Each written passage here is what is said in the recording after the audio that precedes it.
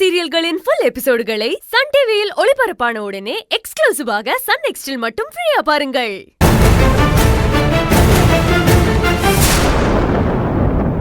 திடீர்னு என் முன்னாடி வந்து நின்னு 24 மணி நேரமும் நீ பூஜாவுக்கு காவல் காப்பியா?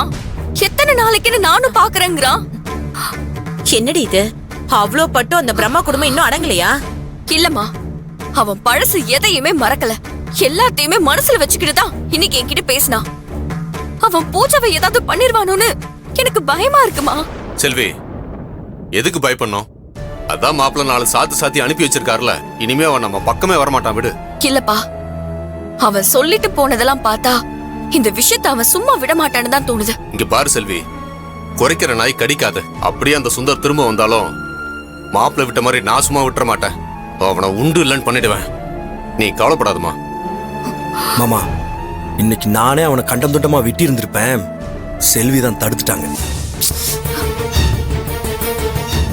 இவனுங்க மாதிரி ஆளுங்கனால தான் மாமா பொம்பளை பிள்ளைங்க பயப்படாம வெளியே போக முடியல. இனியும் நான் சும்மா இருக்க போறதில்ல. அவனே அவங்க அப்பனையும் ஒரு வழி பண்றேன். அப்பதான் நம்ம வீட்டு பொண்ணுங்க கிட்ட அவனுக்கு திரும்ப வரமாட்டானுங்க. வேலு, கொஞ்சம் பொறுமையா இருங்க.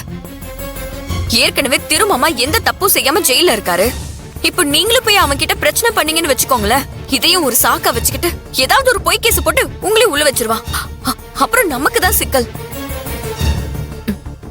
ஆமா மாப்பிள்ள, நீங்க ஒருத்தர் வீட்டுக்கு துணையா இருந்தாதான் நல்லது. முதல்ல திருத்தம்பி வெளியே வரட்டும், மத்ததெல்லாம் அப்புறம் பாத்துக்கலாம். அது வரைக்கும் பூஜாவை நம்ம பத்திரமா பாத்துக்கலாம். மாப்பிள்ள, உங்க கோவம் நியாயமானதுதான். ஆனா செல்வி சொல்ற மாதிரி ஆத்திரத்துல அறிவு இழந்துடக்கூடாது. அந்த பிரம்மாவை பத்தி ஏற்கனவே அஜிக்கிட்ட சொல்லி வச்சிருக்கேன். இப்போதைக்கு இந்த பிரச்சனை விடுங்க, நான் பாத்துக்கிறேன்.